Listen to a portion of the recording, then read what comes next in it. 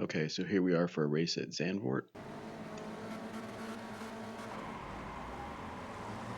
I got a little too much wheel spin right there off the line. We're starting, I don't know, about 10th or so.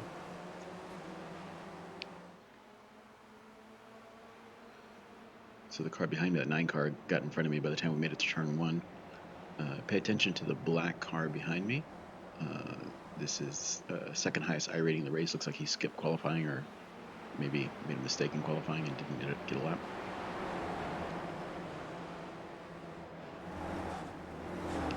It's a little dicey here through these first couple turns. Go ahead. Trying to get the tires up to temperature, trying to keep it safe. I saw that car coming behind me, the 2 car, but I decided to keep to the right, knowing this turn up here was coming. And then I screwed up my braking, left the door wide open.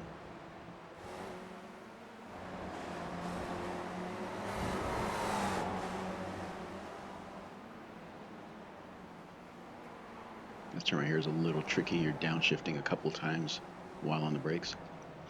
This left-hander here is kind of tricky too. It is decreasing radius, so you kind of third, let it roll through, and then decide when to gently get back on.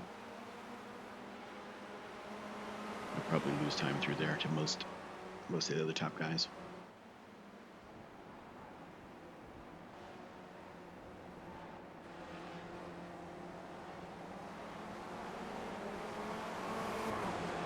At this point, I'm really interested in what the 2 car is going to do and how he races, the black with the orange little stripe on it, since he should be quite good. That was an interesting thing there. Let's back that up and look at that from in the car. So we will go cockpit here. He spins right in front of us, trying not to panic. Get right back on the throttle.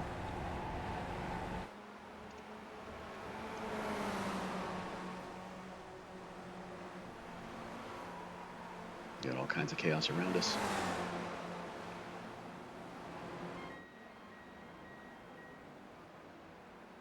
Somebody locked it up coming into 1. That's the smoke that you see there, still lingering.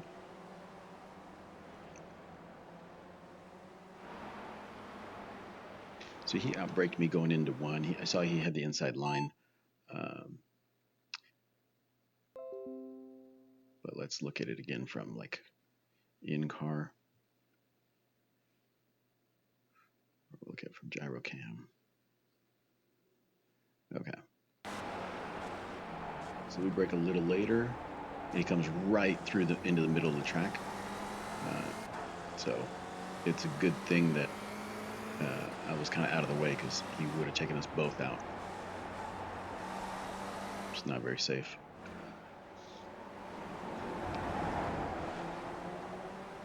But we'll keep a note of that.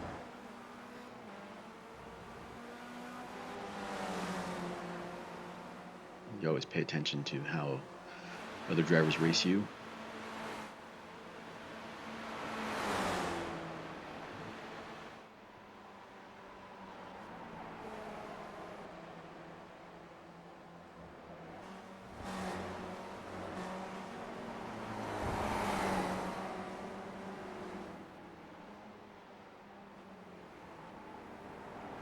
So you can see the weather. It's kind of a bit kind of overcast, a little bit of like a fog kind of haze thing. It definitely started off worse and started clearing up a little bit as the race went on. The weather is random, and so that means the track temperature is also dependent on the weather, which changes the handling a little bit from session to session.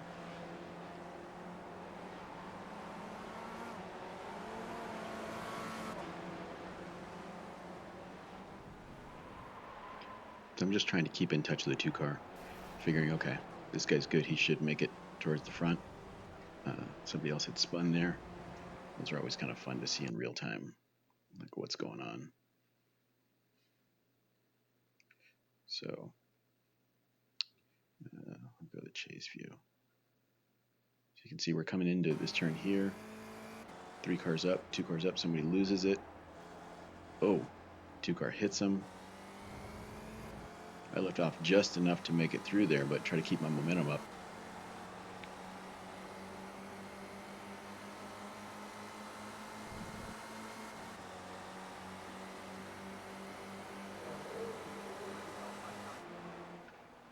So the car right in front, the 1 car, the orange car, that is the highest iRating in the race. Truck is not liking me today. And I accidentally tagged him in the butt there going into 1. He braked too early and too hard and locked up the brakes.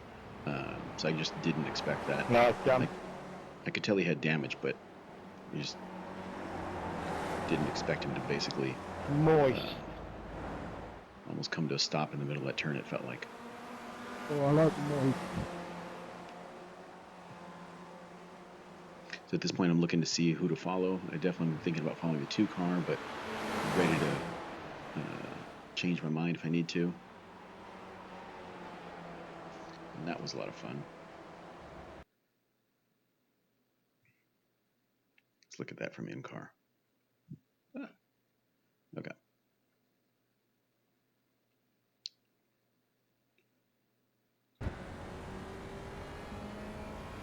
Oh, I like the noise. These are the top 2 rated drivers in the race, but the 1 car has definitely some damage, you can see. And I dove in on the inside there. He probably saw me a little bit late.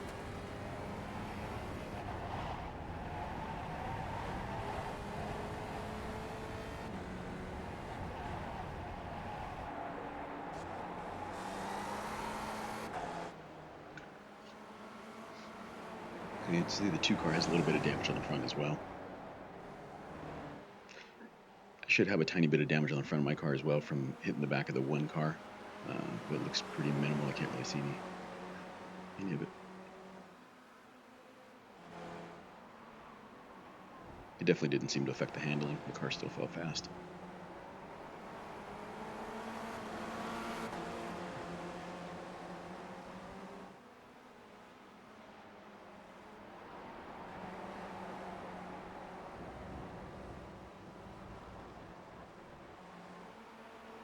Come back, Matt.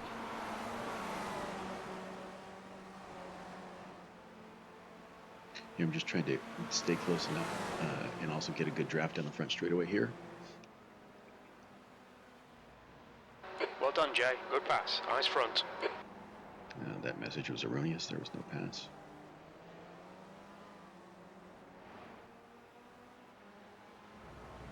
I think something with doing replays with crew chief, it gives some bad messages sometimes.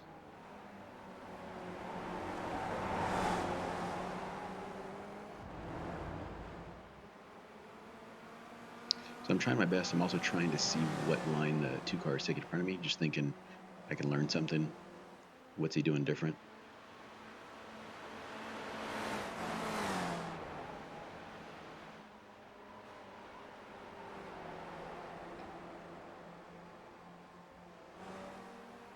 But to be honest, I didn't really see anything different. He was probably a little bit better into this turn here. You can tell he stays on the dark part of the track. And he's maybe slightly better through here. But those were the only things I really noticed.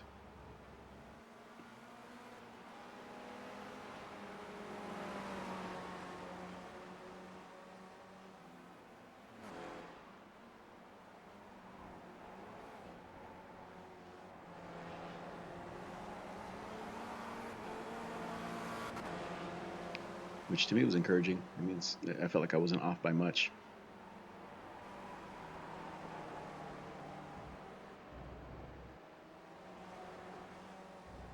This turn is a little tricky. You can definitely have it flat out through there, but if you stick too close to the inside at the beginning of the turn, then you're drifting too wide by the end. So you got to kind of enter wide so that you can keep your foot down all the way through the exit. And then it comes onto the big long front straightaway, so you really want to maximize that exit speed. So it's a little bit tricky to get just right.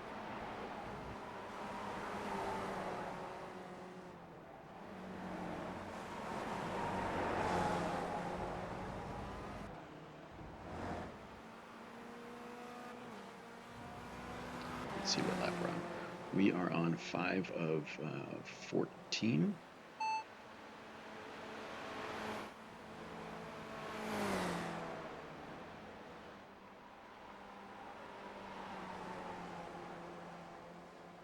Long sweeper, that one's really fun too.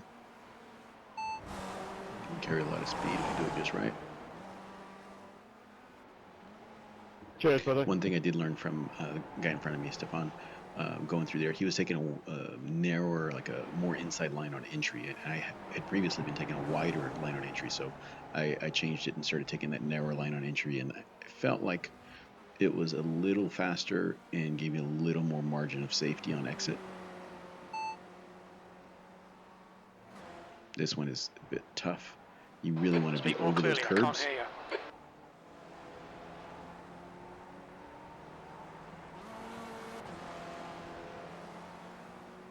I feel like every time I go over it, I want to be more over the curbs, and I just don't seem to position the car good enough. That's close right there where you come out near that sand. Another 6 inches. I would have looped it.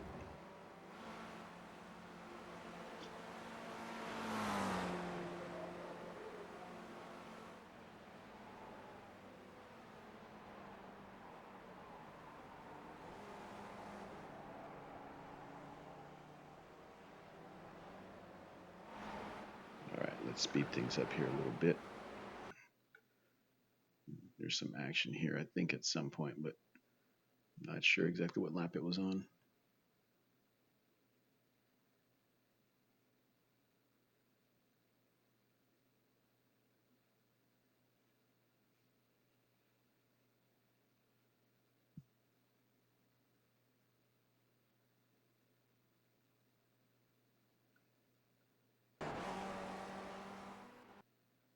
We are on lap 7 now.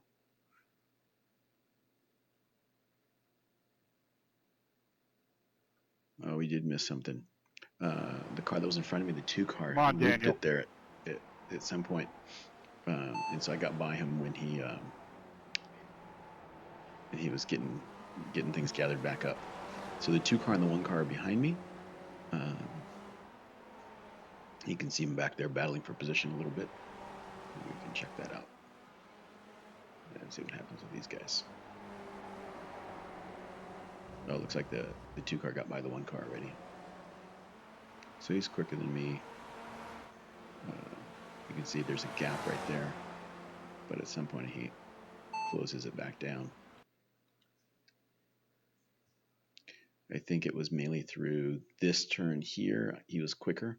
I started realizing later I was taking a little too ginger.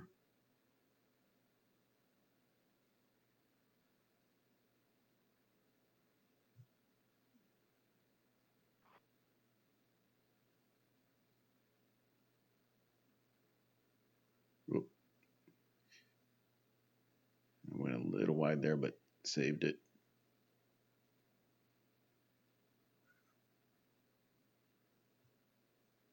All right, so you can see now the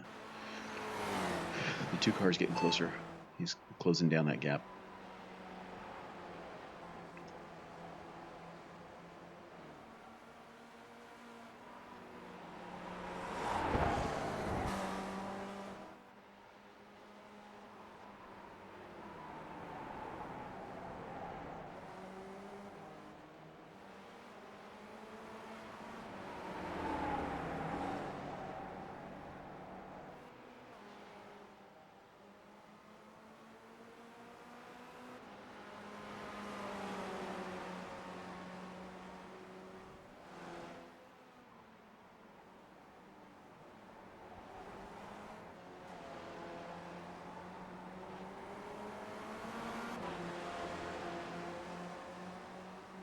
So he's quite close at this point.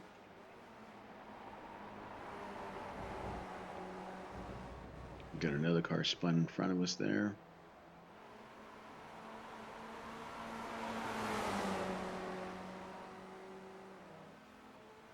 He gets a great run. Drafting me down the front straight. And there we go.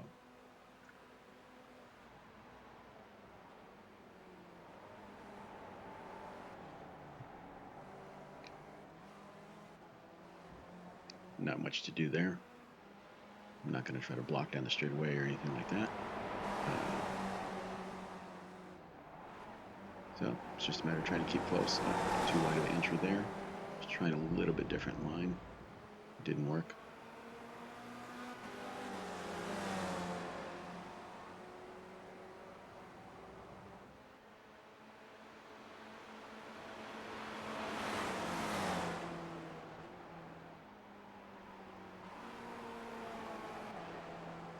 Almost outbraked myself there.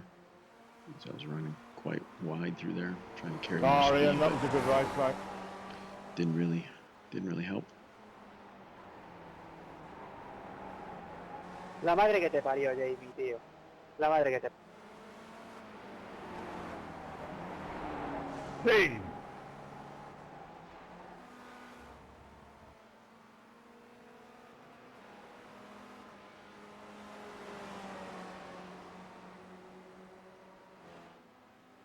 Oh, wow, Ian, you're a gentleman. Oh, and he looped it. But quickly got things back gathered up.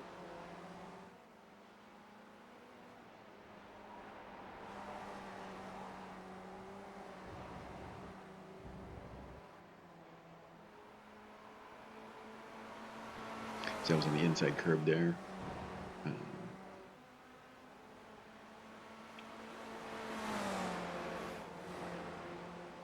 So we are now on lap 11 of 14. And we're sitting in fourth at the moment. Jamie, pass left.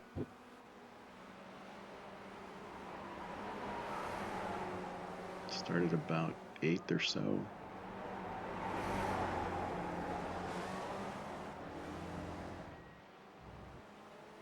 Not even a thank you, Jamie?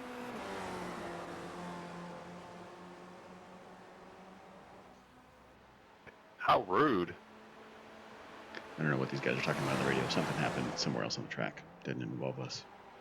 Cost me a second and something.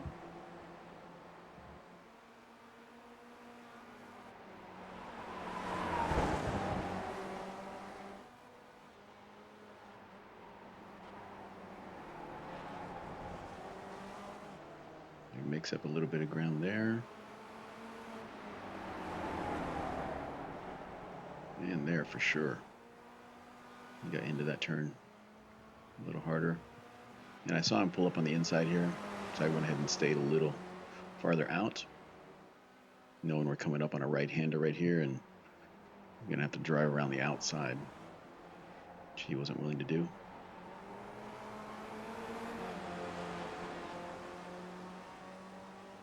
I also kept a little bit of inside line into here. Again, forcing him to make the dangerous choice of passing around the outside going into a turn, which is generally a dangerous idea. So he gets a great draft here. I stay a little bit more to the middle, not making it easy on him this time. And he smacks into me. I was not happy about this. Okay, we'll do. We'll return that. That was me. He didn't say squat. I wasn't happy with that. I didn't change my line. I chose my line early going down the middle. He decided to hit me in the braking zone into my door. So I didn't find it very sporting.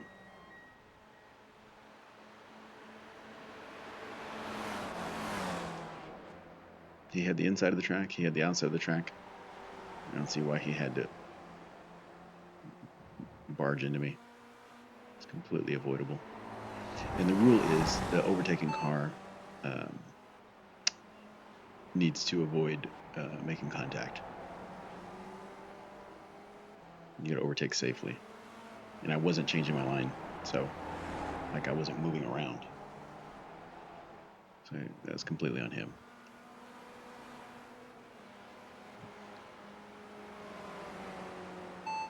It might not have been intentional, but I felt it was definitely like disrespectful. Not sporting. and everybody makes mistakes, but come on the radio and apologize.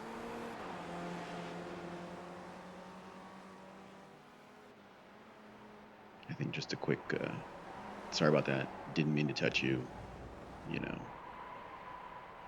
and so I made a little mistake there, went slightly wide, probably still thinking about what had happened before, and looped it, and now lost a bunch of time on the track. And now we have the one car going by us, and we have 2 laps to go. This is the beginning of lap 13 right here. So we're doing 13 and then 14. So we got 2 laps to go, and now I'm behind another car. So this is the highest ranked driver on the track, but he has damage, and he's running. Gonna be like 6th now. He's running 5th. I'm running 6th. So I got 2 laps to try to get by him.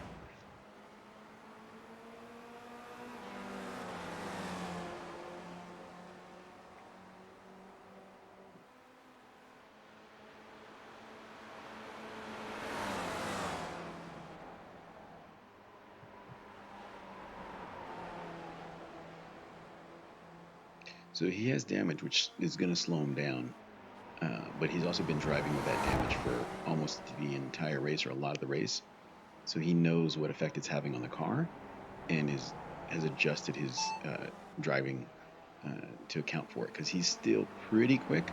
I'm sure not as fast as he would be without the damage, but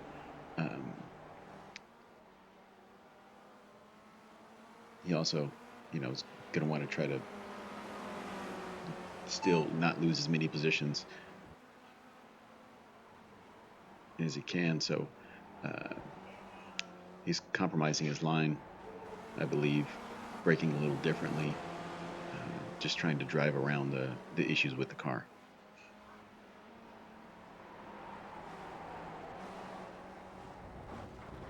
And I'm using all the track and more, trying super hard. I really want to get a great run coming onto the front straightaway, because this is my best chance for passing. But I pushed a little too hard and went into the gravel there and ruined my momentum a little bit. Okay, 1 lap to go. You saw the white flag there? He kind of chopped down under braking. I had to lock it up a tiny bit to avoid him.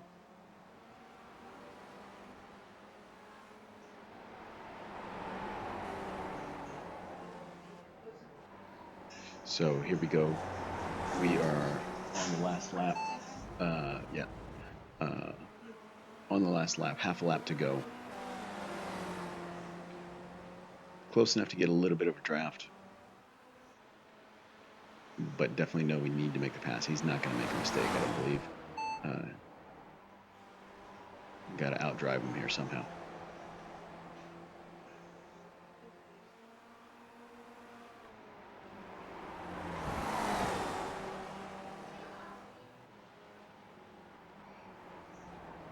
He took a really wide kind of entrance there.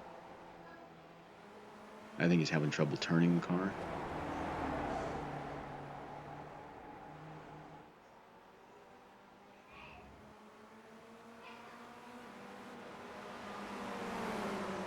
Or maybe with the rear end having that much damage, it's getting more downforce on the back and giving him understeer or something. Daddy? Just a second, Neil. Give me like 30 seconds. So here we go. This set of turns is what leads onto the front straight. So this is critical to get right. Wow, sure, now the sun comes out. 1 more turn to go. You can hear someone saying the sun's coming out. Got a little bit of momentum, got a draft, close enough. Dive wide so he can't draft me back. Yeah, how easy that was, wasn't it? And it was very close. Very. How close, you ask? Let's get a better angle. Daddy? I think that's the line. Let's see here. Daddy? Oh, that was the line. So we got him by a nose.